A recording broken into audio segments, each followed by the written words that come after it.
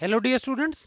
आज के इस वीडियो सेशन में हम क्लास 10th का जो साइंस का चैप्टर नंबर 6 है, that is chemical reactions and catalysts, ये चैप्टर स्टार्ट करने जा रहे हैं। ठीक है, तो इससे पिछले वीडियोस में हमने चैप्टर नंबर 5 तक कंप्लीट कर लिया था, केमिस्ट्री इन एवरीडे लाइफ। ये हमारा नया चैप्टर। चलिए तो स्टार्ट करते हैं। आप लोगों ने 9th क्लास में भी पढ़ा था, दो मेन प्रकार के चेंजेस होते हैं, physical change and chemical change. तो इससे पहले कि हम केमिकल रिएक्शंस को स्टडी करें, हम जान लेते हैं ये दो मेन प्रकार के जो चेंजेस हैं कौन कौन से हैं और क्या इनकी प्रॉपर्टीज होती हैं इन दोनों प्रकार के चेंजेस में, विद सम एग्जांपल्स। क्लियर है? चलेंगे तो फर्स्ट क्वेश्चन हमारा है चैप्टर का, what are the two kinds of changes. तो दो मेन प्रकार के चेंजेस है, physical change and chemical change. तो बेसिक इन दोनों में अंतर क्या है? फिजिकल चेंज एक ऐसा चेंज है जिसमें कोई नए प्रकार का सब्सटेंस नहीं बनता, मूल जो पदार्थ है, जो मूल सब्सटेंस है, वो अपना गुण नहीं बदलता, वो सेम टू सेम रहता है, कोई फॉर्मूले में बदलाव नहीं होता, सिर्फ भौतिक अवस्था, कलर, शेप, साइज, ये सभी चेंज होता है। हमारा जो नया सब्सटेंस है वो निर्माण नहीं होता। जबकि केमिकल चेंज एक ऐसा चेंज है जिसमें कोई नए प्रकार का सब्सटेंस, जिसका केमिकल फॉर्मूला नया ही होता है, स्टार्टिंग मेटल से डिफरेंट होता है, वो बदलता है। तो फिजिकल चेंज में सिर्फ भौतिक लक्षण, फिजिकल प्रॉपर्टीज ही चेंज होती है। केमिकल चेंज में दोनों ही प्रकार की प्रॉपर्टीज चेंज हो जाती है। और नॉर्मली जो फिजिकल चेंजेस होते हैं इनको कंडीशन रिवर्स करके नॉर्मली हम रिवर्स भी कर पाते हैं, जबकि केमिकल चेंजेस को रिवर्स नहीं कर पाते। ठीक है कि नहीं? क्या तो देखेंगे बेसिकली इनमें सारे पॉइंट वाइज क्या क्या डिफरेंसेस हैं। तो सबसे पहला हमारा प्रॉपर्टीज ऑफ फिजिकल चेंज। क्या क्या प्रॉपर्टीज हैं? तो पहला पॉइंट इसका क्या है? It involves a change in physical properties. तो जो भौतिक जो लक्षण है, फिजिकल प्रॉपर्टीज, उनमें ही बदलाव होता है इसमें। और क्या क्या होते हैं वो? शेप बदल सकता है, साइज बदल सकता है, छोटा बड़ा हो सकता है, तोड़फोड़ कर दे, वॉल्यूम, जितनी जगह घेरता है वो कम ज्यादा हो सकता है, कलर में परिवर्तन हो सकता है, डेंसिटी में परिवर्तन हो सकता है, इलेक्ट्रिकल कंडक्टिविटी में परिवर्तन हो सकता है, और फिजिकल सेट में। सबके एक एग्जांपल देता हूं आपको। ठीक है, शेप चेंज होना, मान लीजिए किचन में आपकी मदर खाना बना रही है, चपाती बनानी है, तो आटा लगा दिया। अब आटा गूंथने के बाद में उसको हम तरह तरह की शेप चेंज करते हैं। पहले छोटा सा लोई तोड़ी, गोल किया, गोल शेप हो गई, प्रेस कर दिया तो बाटी जैसी हो गई, बेलन से बेल दिया तो फ्लैट हो गई। तो ये क्या है? चीज तो वही है, आटा वो का वही है, नई चीज नहीं बन रही, बस यहाँ पे शेप परिवर्तन हो रहा है। इसी प्रकार से हमारा टूथपेस्ट होता है, टूथपेस्ट को हम स्क्वीज करते हैं रोज, थोड़ा थोड़ा पेस्ट बाहर निकाल लेते हैं तो उसकी शेप धीरे धीरे फ्लैट होकर चेंज होती जाती है। गुब्बारा है, उसको फुला लेना, ये सब फिजिकल चेंजेस है हमारा। ठीक है, नई चीज नहीं बन रही, सिर्फ शेप परिवर्तन। ठीक, एक तार है लोहे का, मोड़ दिया, शेप चेंज हो गया, फिजिकल चेंज है ये। ठीक, साइज का मतलब होता है आकार। ठीक है, लकड़ी है, लकड़ी है, अब लकड़ी को हमने क्या रंधे वाली मशीन से लेकर के या आरा मशीन में लेकर के उसको छोटे छोटे पीसेस कर लिए। ठीक है, बुरादा हो गया, तो साइज चाहे उसका पाउडर बना लो चाहे छोटे पीस कर लो, लेकिन ओरिजिनल जो बेसिक चीज है लकड़ी, तो वही रहने वाली है। ये क्या हो गया? एग्जांपल, साइज चेंज का हो गया। बड़ा पत्थर है, हथौड़ा मारा, टूट के छोटे छोटे पीसेस में टूट गया, ये क्या हो गया? फिजिकल चेंज हो गया। ठीक, इसी प्रकार से वॉल्यूम, वॉल्यूम मतलब कोई भी पदार्थ कितनी जगह घेरता है वो उसका वॉल्यूम होता है। बर्फ है, ठीक है, अब मान लो 1 kg बर्फ ले लूं, है, उसको पिघला देंगे तो 1 kg पानी जो है वो बर्फ से कम जगह घेरेगा, तो यहाँ पे वॉल्यूम में परिवर्तन हो गया। तो यहाँ पे क्या है? ये कैसा चेंज हो गया? फिजिकल चेंज हो गया। और बेसिकली दोनों का फॉर्मूला सेम ही है, वाटर ही है दोनों, चाहे सॉलिड हो चाहे लिक्विड हो। इसी के बाद कलर में परिवर्तन। अब वाटर को अगर कलर देखेंगे ट्रांसपेरेंट है, कलरलेस है, जबकि आइस जो होती है व्हाइट कलर की होती है। इसी एग्जाम्पल में हमारा कलर चेंज आ गया। ठीक है कि नहीं? क्या ये एक एग्जाम्पल हो गया इसका, कलर चेंज। देन उसके बाद आ गया हमारा डेंसिटी। डेंसिटी होता है घनत्व, ये भी एग्जांपल बर्फ और वाटर का ही ले सकते हैं हम। ठीक है, बर्फ जो होता है वो कम डेंसिटी वाली होती है, इसलिए पानी में तैरती है, जबकि पानी जो होता है उसका घनत्व डेंसिटी ज्यादा है, सेम वॉल्यूम में ज्यादा वजन पैक हो जाएगा पानी, जबकि बर्फ का कम होगा। ठीक, देन इसी के अलावा और ले सकते हैं, थर्मोकोल ले लो। ठीक है, थर्मोकोल को अगर हम हीट दे देते हैं तो हीट दे देते हैं तो सिकुड़ जाता है, तो यहाँ पे वॉल्यूम भी कम हो रहा है, डेंसिटी उसकी बढ़ रही है। तो तापमान बढ़ाने से डेंसिटी बढ़ती है, किसी चीज की कम होती है। तो एग्जांपल्स है, ये फिजिकल चेंज हो गया, जस्ट हीट करना। उसके बाद इलेक्ट्रिकल कंडक्टिविटी। ठीक है, भौतिक अवस्था बदलने से कई बार क्या होता है? इलेक्ट्रिकल कंडक्टिविटी में परिवर्तन होता है। फॉर एग्जाम्पल बता दूं, एक हम सपोज नमक ले ले, कॉमन सॉल्ट। ठीक है, अब इस कॉमन सॉल्ट को यदि हम सॉलिड अवस्था में लेते हैं तो इलेक्ट्रिसिटी का बैड कंडक्टर है, लेकिन अगर मैं सब उसको गर्म करके पिघला दूं तो अभी भी है तो नमक ही, NaCl, लेकिन गर्म करने के बाद में उसके आयंस फ्री हो जाते हैं और वो बेहतरीन इलेक्ट्रिसिटी का कंडक्टर हो जाता है। तो यहाँ पे चीज वही है, नमक है, बस मोल्टन स्टेट में, सॉलिड स्टेट में बैड कंडक्टर है, लेकिन मोल्टन स्टेट में अच्छा कंडक्टर हो गया। तो ये किसका एग्जांपल हो गया? फिजिकल चेंज हो गया, नई चीज नहीं बन रही है, कंडक्टिविटी में परिवर्तन हो गया। ठीक है, देन उसके बाद फिजिकल स्टेट, भौतिक अवस्था, सॉलिड से लिक्विड होना, लिक्विड से गैस होना, गैस से वापस लिक्विड या सॉलिड हो जाना। ठीक है, तो ये सब एग्जांपल्स हैं किसके? Physical change. तो ये सारे के सारे प्रॉपर्टीज में बदलाव आता है फिजिकल चेंजेस में। No new substance is formed, physical change के दौरान कोई नया पदार्थ नए फॉर्मूले वाला नहीं बनता है, मूल तत्व, मूल जो सब्सटेंस है वो का वही रहने वाला है, फॉर्मूला चेंज नहीं होता है। उसके बाद chemical formula of the substance does not change, ठीक है, तो नया सब्सटेंस नहीं बना मतलब chemical formula same to same. Such changes are temporary and reversible, और ऐसे जो चेंजेस होते हैं फिजिकल चेंजेस टेम्पररी है, मतलब स्थायी नहीं है, इनको रिवर्स भी किया जा सकता है, कंडीशन बदली तो क्या ये रिवर्स हो जाएगा। फॉर एग्जांपल आइस है, आइस को हीट दिया तो पानी बन गया, और उसको यदि हम हीट वापस ले लें, ठंडा करें, फ्रीज करें, तो वापस से आइस बन जाएगा। तो ये क्या है, रिवर्सिबल प्रक्रियाएं हैं, समझ में आ गया, इनको कंडीशन पलट करके रिवर्स किया जा सकता है। उसके बाद एनर्जी चेंज में और may not be involve, in changes के दौरान हो भी सकता है कि एनर्जी में बदलाव हो, एनर्जी एब्जॉर्ब हो रही हो, रिलीज हो रही हो, और आवश्यक नहीं है ना भी हो, ये भी हो सकता है, दोनों केसेस होते हैं। एनर्जी चेंज मे और may not take place, energy change का मतलब होता है एब्जॉर्प्शन या इवोल्यूशन, हो भी सकता है और नहीं भी हो सकता, दोनों ही केसेस होते हैं, ठीक है। चलिए तो कुछ एग्जांपल देख लेते हैं इसमें हम। ओके, तो एग्जांपल्स इसमें क्या है, सबसे पहले ब्रेकिंग ऑफ ग्लास, एक कांच की शीट है, हमने गिरा करके फर्श पे तोड़ दिया, तो यहाँ पे सिर्फ साइज चेंज हो रहा है, साइज छोटा होगा, ग्लास ग्लास ही रहने वाला है। टीयरिंग ऑफ पेपर और क्लॉथ, कपड़ा या फिर कोई भी पेपर का पीस, उसको फाड़ के पीस छोटे कर दें, तो ये किसका एग्जांपल हो गया, ये हो गया physical change. Melting of wax, wax मतलब मोम का पिघलना, तो यहाँ पे सिर्फ फिजिकल स्टेट चेंज हो रही है, वैक्स वैक्स ही रहने वाला है, ठीक है, नई चीज नहीं बनी, फिजिकल चेंज हो गया। ठंडा कर दें तो वापस जम जाएगा, ठीक है, तो रिवर्सिबल भी है। मेल्टिंग ऑफ आइस और फ्रीजिंग ऑफ वाटर, भाई आइस को पिघला करके पानी बना दो या पानी को जमा करके बर्फ बना दो, दोनों ही प्रक्रियाएं क्या है, फिजिकल चेंजेस हैं। ग्राइंडिंग ऑफ कॉर्न और व्हीट, अनाज पीस लेना, चाहे तो मक्की का हो चाहे व्हीट का हो, तो पीस करके सिर्फ फाइन पाउडर फॉर्म में ही हो रहा है वो, बेसिक मटेरियल वो का वो। इसी प्रकार से chopping pieces of wood from A log of would, बड़ा लकड़ी का लट्ठा है, उसको छोटे छोटे टुकड़ों में तोड़ देना, काट लेना, उसके पीसेस कर देना, चॉपिंग, ये भी किसका एग्जांपल है, फिजिकल चेंज का है। Then making salad from fruits, फल है, फलों को काट करके उसका सैलड बना दिया, तो ये भी क्या है, जस्ट पीस ही तो हो रहा है, स्लाइस ही तो कर रहे हैं हम फलों की सब्जियों की, तो ये भी क्या है, फिजिकल चेंज हो गया। क्लियर है फिजिकल चेंज। चलिए अब देखते हैं प्रॉपर्टीज ऑफ केमिकल चेंज, क्या होता है केमिकल चेंज। इसमें एक नए प्रकार का सब्सटेंस बनता है जिसका केमिकल फॉर्मूला बिल्कुल जो स्टार्टिंग मटेरियल उससे बिल्कुल ही अलग होगा, समझ में आ गया, फॉर्मूले में बदलाव, ठीक, तो ये होता है chemical change. It involves formation of a new substance completely different from the original substance, तो जो प्रारंभिक सब्सटेंस है, ओरिजिनल सब्सटेंस से बिल्कुल ही अलग प्रकार का, नए प्रकार का सब्सटेंस बनता है केमिकल चेंज के दौरान। The chemical formula and properties of new substance is different from the original substance, और जो भी नया सब्सटेंस बनेगा उसका जो केमिकल फॉर्मूला है, उसका जो प्रॉपर्टीज है, वो सब भिन्न होंगी, अलग होंगी स्टार्टिंग मटेरियल से, ओरिजिनल सब्सटेंस से, ठीक है। उसके बाद such changes are permanent and mostly irreversible, मतलब ये परमानेंट चेंजेस होते हैं अधिकतर, मोस्टली मतलब अधिकतर, सभी के लिए एप्लीकेबल है, कुछ कुछ रिवर्सिबल हो सकते हैं, कुछ कुछ लेकिन बहुत ही रेयरली, ठीक है, तो मोस्टली इरिवर्सिबल है, मतलब एक बार हो गया तो हो गया। जैसे मान लीजिए पेपर है, पेपर को जला दिया, कार्बन डाइऑक्साइड गैस बनेगी, राख बन गया, राख से वापस पेपर नहीं बना सकते, हो गया तो हो गया, ही समझ में आ गया। तो फल है, फल पक गया, कच्चा था, कैरी सपोज आम लगा हुआ है, कच्चा था तो खट्टा था, पक गया तो मीठा हो गया, अब मीठा जो पका हुआ हम उसको कच्चा नहीं कर सकते, कैरी नहीं बना सकते उसकी, इरिवर्सिबल चेंजेस, समझ में आ गया कि नहीं क्या। इवन हम लोग जो ग्रो करते हैं, ग्रोथ इज ऑल्सो इरिवर्सिबल, एक बार बड़े हो गए तो वापस छोटे नहीं हो सकते, ठीक है ना। तो इस प्रकार के चेंजेस जो होते हैं परमानेंट होते हैं, इरिवर्सिबल होते हैं। फ्यू में भी रिवर्स अंडर स्पेशल कंडीशंस, लेकिन कुछ ऐसे रिएक्शंस होते हैं, कुछ ऐसे चेंजेस हैं जिनको केमिकल चेंजेस को हम क्या है, कुछ कुछ को रिवर्स कर सकते हैं, रिवर्सिबल है, ठीक है।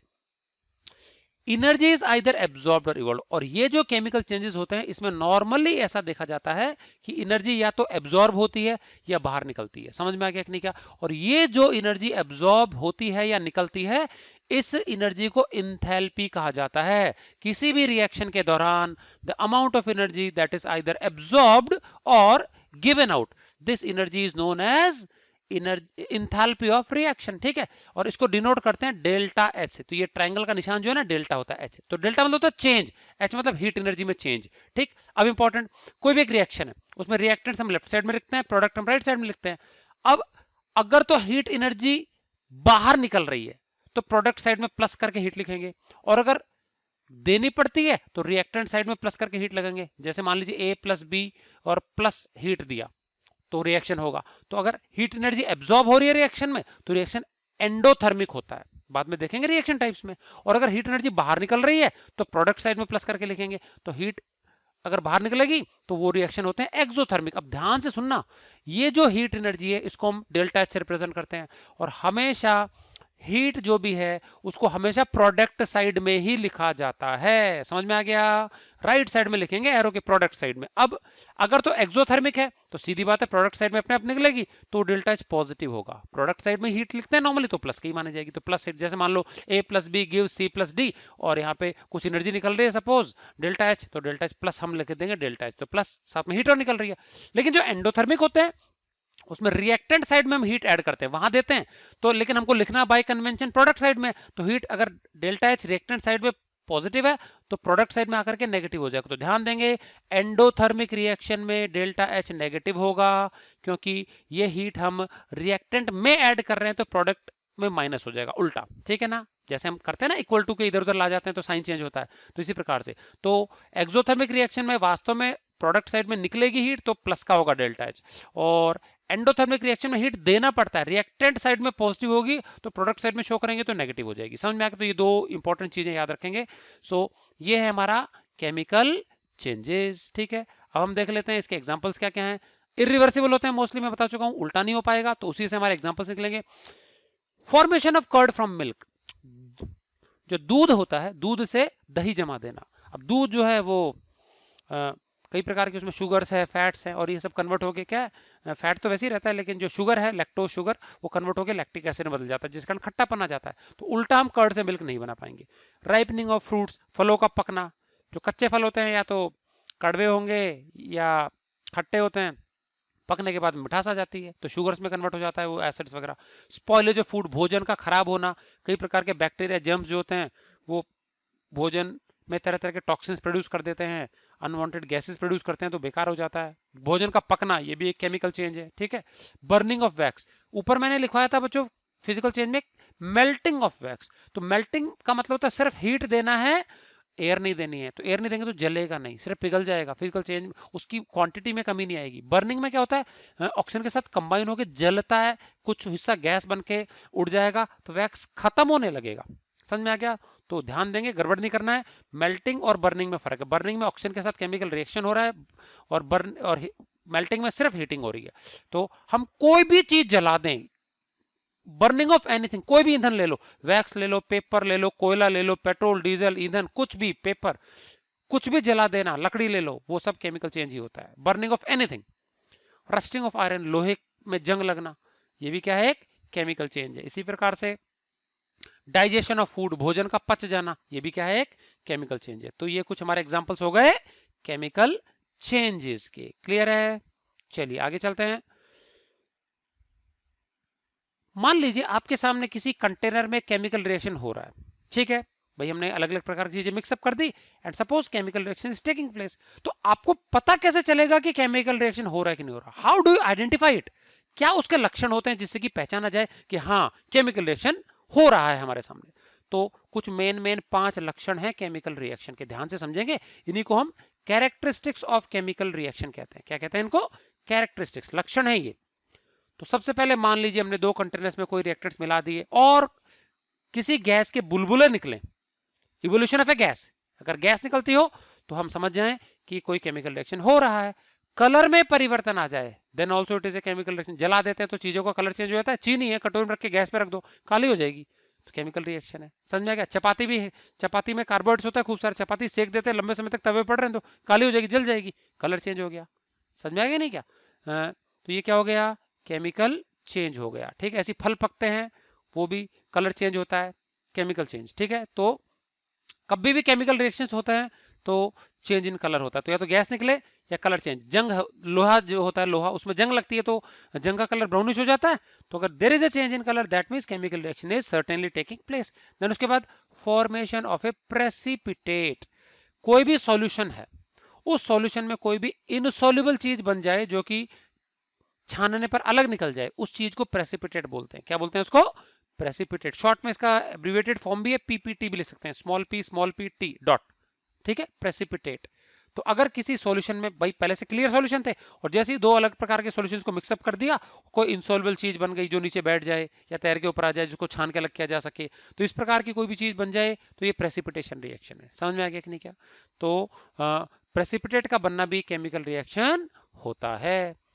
चेंज इन फिजिकल स्टेट, अगर भौतिक अवस्था में परिवर्तन होता है, सॉलिड से लिक्विड, लिक्विड से गैस, गैस से वापस लिक्विड या सॉलिड, तो ये भी ये क्या है, फिजिकल चेंज, एक केमिकल रिएक्शन के उदाहरण है या केमिकल रिएक्शन का कैरेक्टरिस्टिक्स है। Change in physical state, example ले लेते हैं। सपोज हाइड्रोजन गैस है, समझना ध्यान से। अब हाइड्रोजन गैस को यदि मैं जलाऊंगा ऑक्सीजन गैस के प्रेजेंस में, तो वाटर बनेगा और वाटर हमारा लिक्विड होता है। समझ में आएगा नहीं क्या? तो कहा मैंने दो गैसेस को जलाया तो दोनों गैसेस सॉलिड, दोनों गैसेस है हाइड्रोजन ऑक्सीजन, लेकिन जलने पे जो पानी बनता है वो लिक्विड होगा। तो ये किसका एग्जांपल हो गया? ये केमिकल चेंज का या फिर केमिकल रिएक्शन का एग्जांपल होगा। तो फिजिकल स्टेट भी कई बार परिवर्तन हो जाता है, जरूरी नहीं है लेकिन कई बार हो जाता है। उसके बाद एब्जॉर्प्शन और evolution of energy in the form of heat और लाइट। और जो भी केमिकल रिएक्शंस होते हैं उसमें नॉर्मली क्या होता है, एनर्जी या तो एब्जॉर्ब होती है, रिलीज होती है। तो एनर्जी नॉर्मली हीट के रूप में भी निकलती है, लाइट के रूप में भी निकलती है, कई बार साउंड के रूप में भी हो सकती है।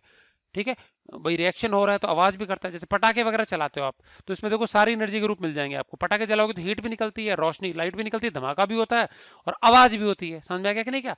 तो हीट, लाइट, साउंड, इन सब के रूप में एनर्जी निकलती है, एब्जॉर्ब भी हो सकती है और निकलती भी है। फोटोसिंथेसिस में लाइट एनर्जी लगती है, एब्जॉर्प्शन है वहां पे। जो हमारा रेस्पिरेशन है उसमें एनर्जी बाहर निकलती है, वो इवोल्यूशन है। तो कई प्रकार के एग्जांपल्स हो गए। तो ये सारे के सारे जो लक्षण है क्या है, ये कंबशन है। कंबशन में एनर्जी बाहर निकलती है। भाई कोई भी ईंधन जला दूं, कंबशन है, केमिकल रिएक्शन है, तो उसमें हीट भी निकलेगी, लाइट भी निकलेगी और आवाज में चट चट करके आवाज भी हो सकती है। ठीक है ना? तो ये क्या एग्जांपल्स, ये है कैरेक्टरिस्टिक्स ऑफ केमिकल रिएक्शन की पहचान कैसे करेंगे हम। चलिए अभी हम देखेंगे कि केमिकल इक्वेशन क्या होता है और रिएक्टेंट किसको बोलते हैं, प्रोडक्ट किसको बोलते हैं। ठीक है कि नहीं क्या? तो केमिकल चेंज हम देख चुके हैं। ठीक, केमिकल चेंज एक तरह से केमिकल रिएक्शन ही है। ठीक है, अब मान लीजिए कोई भी केमिकल रिएक्शन हो रहा है, उस रिएक्शन को हम पेपर पे एक्सप्रेस कैसे करें। तो किसी भी केमिकल रिएक्शन को जो रिएक्टिंग स्पीसीज हैं, रिएक्टेंट्स हैं, उसके केमिकल फॉर्मूला, एलिमेंट है तो सिंबल, उसके रूप में लिखने का जो तरीका है, एक्सप्रेस करने का जो तरीका है, उसको बोलते हैं chemical equation. So what is chemical equation?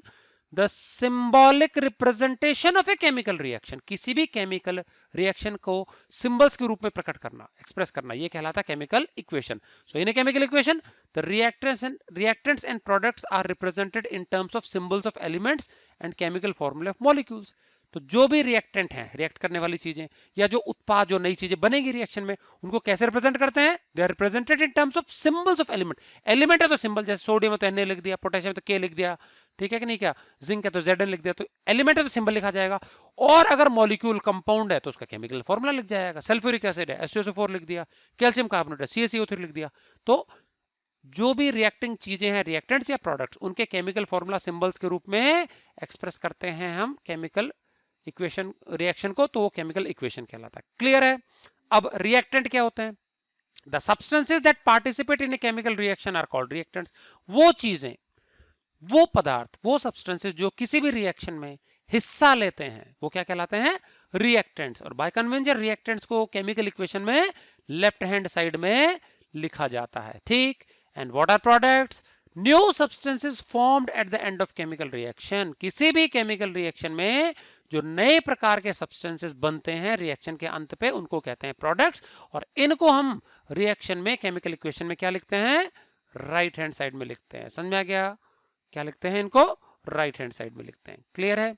चलिए उसके बाद हम देख लेते हैं What are the various steps involved in writing a chemical equation? बच्चों 9th क्लास में भी था आपका। ठीक है, कि कोई भी केमिकल इक्वेशन लिखनी है तो उसके लिए जरूरी क्या क्या स्टेप्स हैं। ठीक है, कोई भी केमिकल इक्वेशन होती है, सबसे पहला काम है कि जितने भी हमारे रिएक्टेंट्स हैं, प्रोडक्ट्स हैं, उनको, हमको सबका फॉर्मूला मेकिंग अच्छे से आना चाहिए। समझ में आ गया? तो फॉर्मूला मेकिंग आपको सिखाया गया 9th क्लास में, वहां आप जाके चेक कर सकते हैं। ठीक है, चैप्टर नंबर 3 में वहां पे 9th के वीडियोस में डला हुआ है, तो वहां आप चेक कर लेना। आयंस, एनायंस और कैटायंस के फॉर्मूले अच्छे से याद होने चाहिए, फॉर्मूला मेकिंग अच्छे से आपको आनी चाहिए। तो सबसे पहले किसी भी केमिकल इक्वेशन को लिखने के लिए क्या करना पड़ता है? First of all right all the chemical formula of reactants on the left hand side of arrow and that of products on the right RHS of arrow. मतलब हमको एक एरो लगाना होगा बीच में, एरो के लेफ्ट साइड में हम reactants लिखते हैं, राइट साइड में प्रोडक्ट लिखते हैं। रिएक्टेंट मैंने बताया जो पार्टिसिपेट करते हैं रिएक्शन में, प्रोडक्ट जो नई चीजें बनी। तो जितने भी रिएक्टेंट्स हैं उनके जो भी एलिमेंट है, तो सिंबल एलिमेंट का और कंपाउंड है तो उसका फॉर्मूला, वो हम लेफ्ट हैंड साइड में लिखते हैं। और राइट हैंड साइड में क्या लिखेंगे, उन सबके फॉर्मूले, किसके, प्रोडक्ट्स के फॉर्मूले, इंपॉर्टेंट। अब मान लो हो सकता है रिएक्टेंट्स एक से ज्यादा हो, अगर एक से ज्यादा हो तो सबके बीच में प्लस का साइन लगाया जाएगा। मान लीजिए एक रिएक्टेंट ए है दूसरा बी है, तो ए प्लस बी लिखा जाएगा। और इसी प्रकार से प्रोडक्ट साइड में भी if there are more than one products then they are separated, their formulas are separated by putting a plus sign between them. So देखो, if reactants and products are more than one, यदि एक से अधिक होता है reactant या product, अकेला है तो कोई दिक्कत नहीं, एक से ज्यादा है तो प्लस का साइन लगा देना उनके फॉर्मूले के बीच में। क्लियर है? चलिए तीसरा इंपॉर्टेंट पॉइंट, बहुत इंपॉर्टेंट, हमको प्रॉपर्टी मालूम है, लॉ ऑफ कंजर्वेशन ऑफ मास। क्या कहता है लॉ ऑफ कंजर्वेशन ऑफ मास? किसी भी केमिकल रिएक्शन में एटम्स या फिर मास ना तो बनता है ना नष्ट होता है। समझ में आ गया? तो since we know that atoms can neither be created nor be destroyed in a chemical reaction, therefore the total number of atoms of each element on either sides of the arrow must be equal. arrow मतलब left hand side right hand side, तो arrow के left side मतलब reactant side में और right side मतलब product side में किसी भी एलिमेंट के जो टोटल एटम्स की संख्या है वो सेम टू सेम रहनी चाहिए, कम ज्यादा नहीं होनी चाहिए। मान लीजिए लेफ्ट साइड में आपके 3 ऑक्सीजन एटम है तो राइट साइड में भी 3 ही होने चाहिए। अगर राइट साइड में 4 होंगे इसका मतलब एक ऑक्सीजन फालतू आ गया, फालतू प्रकट नहीं हो सकता मास। और यदि मान लीजिए लेफ्ट साइड में 3 ऑक्सीजन है, राइट साइड में 2 ही आए, मतलब एक ऑक्सीजन एटम नष्ट हो गया, नष्ट भी नहीं हो सकता। समझ में आ गया? तो बैलेंसिंग बहुत जरूरी है। समझ में आ गया? तो ये किसके अनुसार है? This is in accordance with the law of conservation of mass. Mass constant रहता है, जितना लेंगे ना उतना ही मिलेगा, और मास होता है एटम्स का, तो एटम्स ना तो बनते हैं ना बिगड़ते हैं। समझ में आ गया? डाल्टन के पोस्टुलेट्स में भी हम पढ़ चुके हैं ये। उसके बाद चलिए, तो इक्वेशन लिख दिया। अब जो इक्वेशन लिख दिया, हो सकता है फॉर्मूला लिखते ही हमको एक ऐसी इक्वेशन सामने दिखे जिसमें बैलेंसिंग है ही नहीं, भाई एटम्स अलग अलग दिखे कि इधर इधर अलग हो लेफ्ट साइड में, राइट हैंड साइड में किसी एलिमेंट के एटम्स की संख्या कम ज्यादा हो, तो उसको बैलेंस करना बहुत जरूरी है इस लॉ के अनुसार। तो इसके लिए हम मेथड यूज करते हैं हिट एंड ट्रायल मेथड। एक बात बता दूं बच्चों, जो भी केमिकल रिएक्शन हमने लिख दी है, जस्ट फॉर्मूला लिख दिया, एरो लगा दिया और कोई बैलेंसिंग नहीं की गई है, अनबैलेंस्ड केमिकल इक्वेशन को कहते हैं स्केलेटल इक्वेशन या स्केलेटन इक्वेशन। समझ में आ गया? बिना बैलेंस की गई इक्वेशन को क्या बोलते हैं?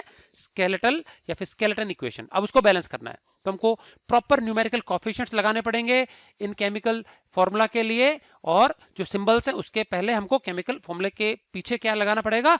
एक न्यूमेरिकल कोएफिशिएंट्स यूज करने पड़ेंगे। इन न्यूमेरिकल कोएफिशिएंट्स को जो कि हम केमिकल इक्वेशन को बैलेंस करने के लिए यूज करते हैं, इनको कहते हैं स्टोइकियोमेट्रिक कोएफिशिएंट्स। आगे मैं एग्जांपल के साथ समझा दूंगा मैं, ठीक? तो मेथड जो होता है normally hit and trial method है। जरूरी कि हमने कभी एक जगह कोएफिशिएंट लगा दिया तो वो फिट ही हो गया, उसको चेंज भी करना पड़ सकता है, ठीक है कि नहीं? क्या so use hit and trial method, आगे मैं आपको एक्सप्लेन कर दूंगा ये मेथड कैसे होता है, ठीक है? तो use hit and trial method to balance the equation by putting suitable numerical coefficient. समझ में आ गया? नंबर्स हमको लगाने होते हैं, छोटे सिंपल सिंपल नंबर्स होते हैं 1 2 3 4 5 6 इस प्रकार के, 1 तो लगाने की जरूरत नहीं है, छोटे नंबर्स होते हैं। बिफोर द मॉलिक्यूलर फॉर्मूला और सिंबल, तो एलिमेंट का सिंबल या कंपाउंड है तो उसका मॉलिक्यूलर फॉर्मूला, ठीक है? इसके पहले लगता है, बाद में कभी नहीं लगता, बाद में लगने से मतलब फॉर्मूला बदल जाएगा, तो पहले लगाना है इसको, ठीक है? अब बैलेंसिंग के दौरान एक इंपॉर्टेंट रूल और समझ लेंगे, among non metals first balance. अगर नॉर्मली मेटल को बाद में बैलेंस करना चाहिए, नॉन मेटल को पहले, और नॉन मेटल में भी हाइड्रोजन और ऑक्सीजन को लास्ट में करना है। समझ में आ गया कि नहीं? क्या तो देखो, among non metals first balance atoms other than hydrogen oxygen, hydrogen oxygen को लास्ट में क्या करो, ठीक है कि नहीं? क्या तो हाइड्रोजन ऑक्सीजन को लास्ट में करना है, इसके अलावा कोई दूसरे नॉन मेटल, क्लोरीन हो गया, ब्रोमीन हो गया, ठीक है कि नहीं? क्या फॉस्फोरस, सल्फर हो गया, नाइट्रोजन, इस प्रकार की चीजों को पहले बैलेंस करना है, हाइड्रोजन ऑक्सीजन लास्ट में, ठीक है? After that balance the number of hydrogen and oxygen atoms, और उसके बाद कुछ अगर मेटल्स वगैरह बच गया तो उसको लास्ट में करना चाहिए। क्लियर है? चलिए, बैलेंस हो गया मान लीजिए। आफ्टर द, तो बैलेंसिंग का मैं तरीका बता दूंगा, एग्जांपल्स खूब सारे करेंगे हम। After the equation has been balanced, balance हो गया, write the physical state of each of the reactants and products. अगर आपको फिजिकल स्टेट पता है तो जितने भी रिएक्टेंट या प्रोडक्ट है उन सबकी फिजिकल स्टेट, उनके आगे एक छोटा सा ब्रैकेट लगाकर उस ब्रैकेट में उसका स्टेट सिंबल लिख देंगे। अब 4 प्रकार के स्टेट सिंबल होते हैं। अगर कोई भी चीज का जो भौतिक अवस्था है सॉलिड है तो ब्रैकेट में आगे स्मॉल एस लगा देंगे, अगर लिक्विड है ब्रैकेट में आगे स्मॉल एल, अगर गैसियस स्टेट है ब्रैकेट में आगे स्मॉल जी। और कई बार ऐसा होता है कि चीज तो सॉलिड होती है लेकिन पानी में उसको घोल दिया तो उसका सॉल्यूशन बन गया। जैसे नमक है हमारे पास सॉलिड है, तो अगर मैं पिघला दूं गर्म करके नमक को तो एल लिखेंगे, लेकिन मान लो वही हमारा NaCl नमक है, उसको पानी में घोल के सॉल्यूशन बना दिया, अब तो सॉलिड नहीं बचा, तो हम वहां लिखेंगे AQ। AQ मतलब aqueous solution of A salt, salt का पानी में घोल। समझ में आ गया? तो 4 नॉर्मल स्टेट्स हो गई, solid, liquid, gas and aqueous solution, AQ short में। AQ मतलब पानी का सॉल्यूशन। ठीक, these symbols are put in brackets, हमको क्या लिखना है उसको, स्क्वायर ब्रैकेट, इसमें गोल वाला ब्रैकेट पैरेंथेसिस बोलते हैं इसको, तो इस ब्रैकेट में लिखना है। एंड रिटन, कहां लिखते हैं इनको, जस्ट आफ्टर द सिंबल और chemical formula of the substance, जो भी केमिकल फॉर्मूला या सिंबल है उसके जस्ट आगे हम ब्रैकेट लगा करके लिखते हैं। क्लियर है?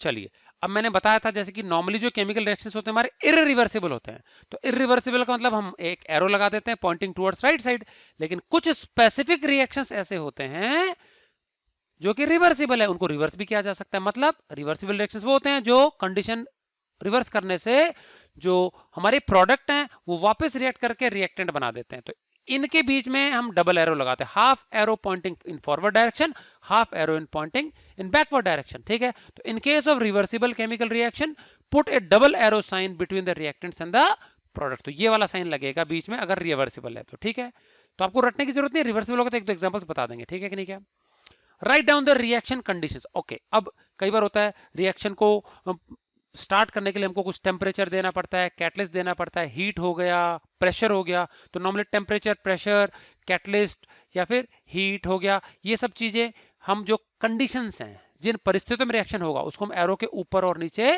लिख सकते हैं। तो write down the reaction condition such as temperature, pressure and the presence of catalyst above and below the reaction. समझ में आ गया कि नहीं? क्या, ओके, उसके above and below the arrow, arrow के ऊपर या नीचे हम लिख सकते हैं। उसके बाद if the reaction involves absorption और इवोल्यूशन ऑफ हीट, यदि मान लीजिए रिएक्शन में हीट बाहर निकल रही है, ये एब्जॉर्ब हो रही है, तो जो इंथैल्पी ऑफ रिएक्शन है अभी थोड़ी देर पहले मैंने समझाया था, इसको हम डेल्टा एच से डिनोट करते हैं, वो हम प्रोडक्ट साइड में राइट हैंड साइड में लिखेंगे प्लस और माइनस के साइन से। एनर्जी बाहर निकल रही है, एक्सोथर्मिक रिएक्शन है, प्लस का हो जाएगा डेल्टा एच, तो प्लस में डेल्टा एच पॉजिटिव आंसर आएगा। ठीक है, जब एनर्जी कुछ भी निकल रही है जूल, किलो जूल में, और अगर एनर्जी लग रही है तो रिएक्टेंट साइड में ऐड करेंगे तो प्रोडक्ट साइड में नेगेटिव होगा, तो डेल्टा एच नेगेटिव होगा। तो एक्सोथर्मिक रिएक्शन में delta H enthalpy of reaction positive, और एंडोथर्मिक में इंथैल्पी ऑफ रिएक्शन क्या होता है, नेगेटिव होता है। ठीक है, तो ये था steps involve in writing a chemical reaction.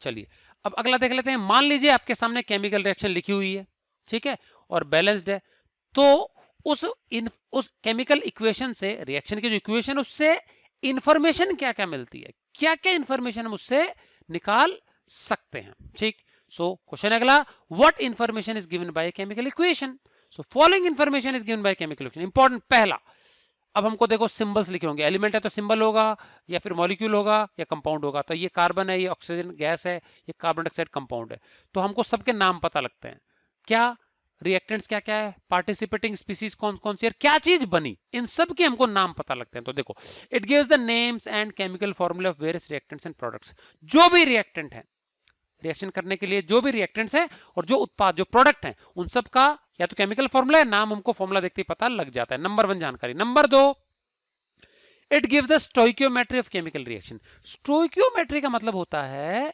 कि एक चीज का कितना मास दूसरे चीज के एग्जैक्टली कितने वजन, कितने मास के साथ रिएक्ट करके कितना मास प्रोडक्ट बनेगा। समझ में आ गया? फॉर एग्जांपल एक समझ लेते हैं, यहां पे मैंने एक रिएक्शन लिख दिया, carbon burns in presence of air oxygen to form CO2, balanced ही है क्योंकि एक कार्बन, दो ऑक्सीजन, दो ऑक्सीजन। अब इन सब का मैंने मॉलिक्यूलर मास लिख लिया। ठीक है, अब कार्बन का एटॉमिक वेट हमारा 12 है, तो एक अगर मैं मोल ले लूं, एक मोल, शुरू में जो लिखा है कोई नंबर नहीं है तो उसको मोल पढ़ सकता है, यहाँ पे शुरू में कुछ नहीं है नंबर, तो 1 मोल, 1 मोल, अगर मैं यहाँ कहीं 2 लगा दूंगा तो 2 मोल पढ़ा जाएगा। और एक मोल का वजन एटॉमिक मास में grams, mole concept 9th class में पढ़ चुके हो। यहाँ पे एक मोल में, अब ऑक्सीजन का एटॉमिक मास होता है 16, दो एटम्स हैं तो 16 2 32, तो एक मोल में 32 ग्राम हो गया। यहाँ पे देखो, कार्बन का एटॉमिक मास होता है 12 और ऑक्सीजन का O2, 16 2 32 और 12 44, तो एक मॉलिक्यूल जो है CO2 का, उसका मॉलिक्यूलर मास हो गया 44। ठीक है, तो अभी 12 ग्राम कार्बन जो होता है वो कंप्लीटली रिएक्ट करता है 32 ग्राम ऑक्सीजन के साथ में, जिससे कि 44 ग्राम मिलेगा CO2। अब ऐसा नहीं हो सकता कि 12 ग्राम में कार्बन ले लूं और यहाँ पे ले लूं मैं 50 ग्राम, तो 50 और 12 कितना, 62 ग्राम हो जाएगा, ऐसा नहीं हो सकता। मतलब कितना भी ले लें कार्बन, कितना भी ऑक्सीजन ले लें, रिएक्ट करके टोटल मैथमेटिकली सम नहीं होगा। यहाँ पे एक प्रॉपर रेशियो में बनते हैं ये। ठीक है। तो elements they always combine in a fixed mass ratio two form A compound. तो मास का रेशियो स्पेसिफिक होता है। अब मान लीजिए 12 के साथ अगर मैं ये 100 ग्राम ले लेता हूं, तो 12 खर्च हो जाएगा, तो सिर्फ 32 ही खर्च होगा 100 में से, बाकी जो 68 बच जाएगा। समझ में आ गया?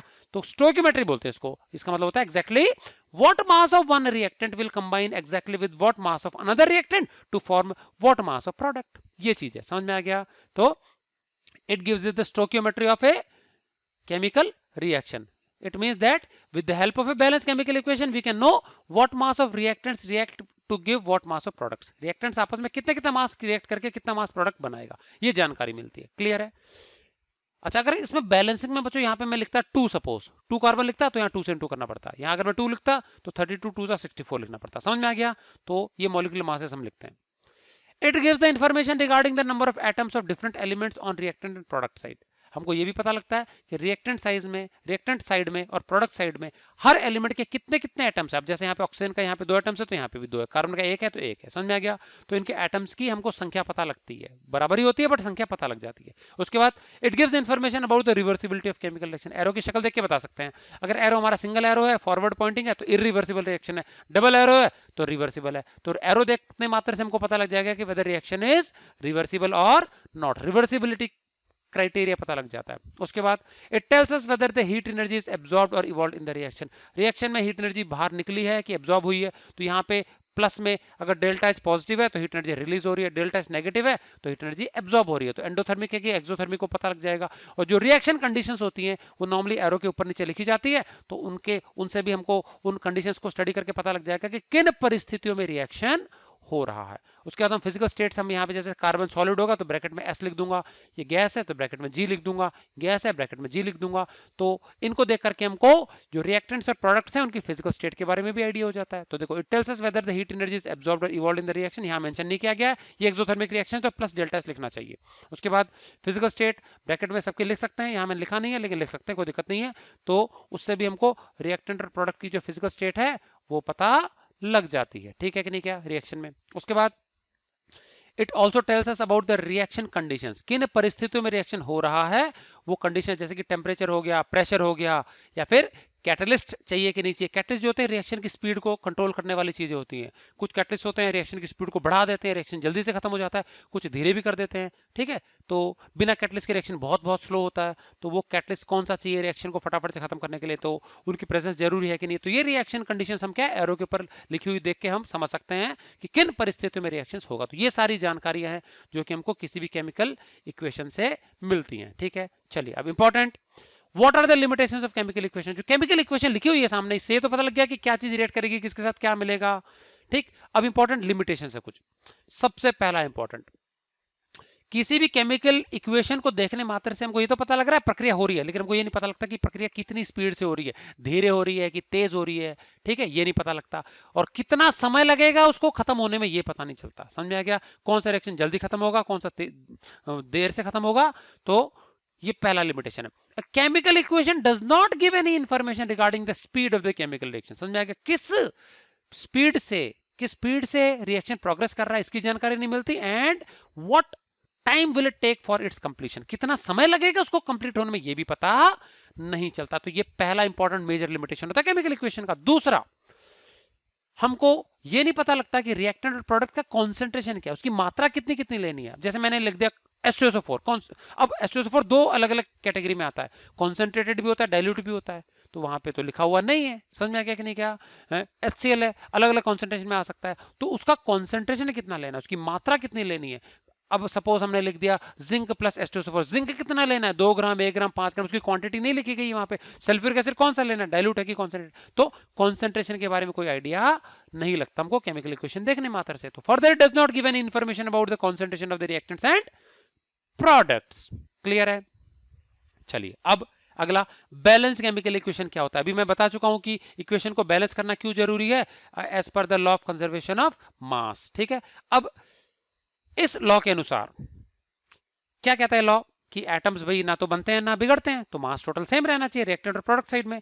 तो एक बैलेंस्ड केमिकल इक्वेशन एक ऐसी इक्वेशन होती है जिसमें लेफ्ट साइड में रिएक्टेंट साइड में प्रत्येक एलिमेंट के एटम्स की संख्या और प्रोडक्ट साइड में प्रत्येक एलिमेंट के एटम्स की संख्या सेम हो। मान लो लेफ्ट साइड में कोई एलिमेंट ए है, उसके 5 एटम्स है, तो राइट साइड में 5 ही होने चाहिए। लेफ्ट साइड में कोई एलिमेंट बी है, उसके एटम्स 3 है, तो राइट साइड में भी 3 ही होने चाहिए। समझ में आ गया कि नहीं? क्या और बैलेंस नहीं हो तो बैलेंस करना जरूरी है, ठीक।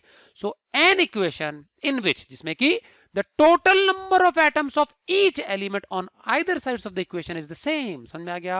प्रत्येक एलिमेंट के जो एटम्स की संख्या है वो रिएक्टेंट साइड और प्रोडक्ट साइड दोनों ही तरफ सेम टू सेम हो, ऐसी इक्वेशन कहलाती है बैलेंस केमिकल इक्वेशन। और मैं बता चुका हूं अनबैलेंस को बोलते हैं स्केलेटल इक्वेशन, ठीक है कि नहीं? क्या केमिकल इक्वेशन को बैलेंस क्यों करना चाहिए उसका भी कारण लिख दिया है। क्वेश्चन अगर इसी में आ गया, what is the need for balancing a chemical equation? क्यों?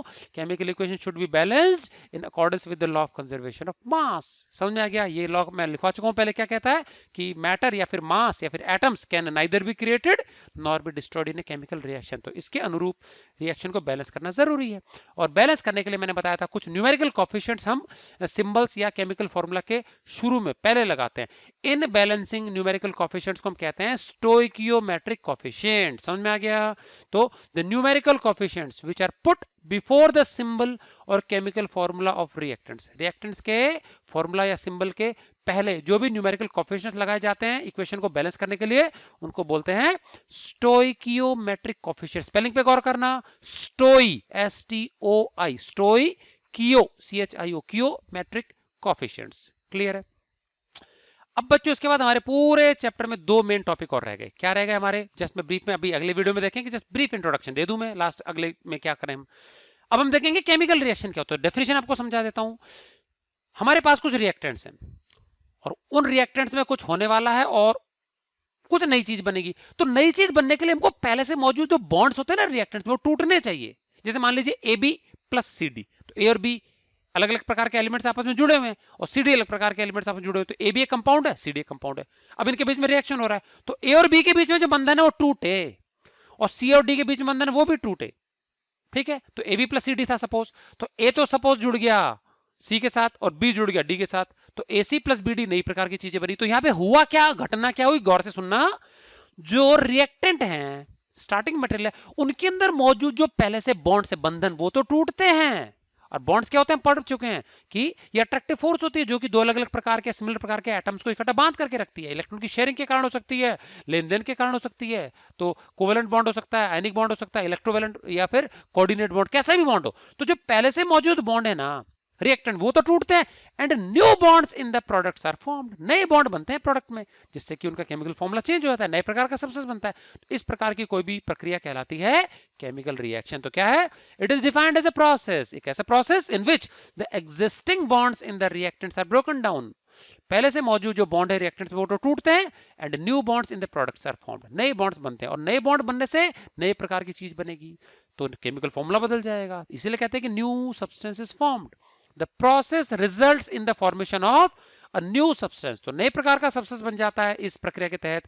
और substances which are totally different, तो या तो सब्सटेंस अकेला बनेगा या ज्यादा सब्सटेंस भी बन सकते हैं, which are totally different in chemical composition and properties from the original material. और जो नया बनने वाला सब्सटेंस है या सब्सटेंसेस हैं उनका जो केमिकल कंपोजिशन है, मतलब फॉर्मूला और प्रॉपर्टीज, ये स्टार्टिंग मेटल से बिल्कुल ही भिन्न होगी, अलग होगी।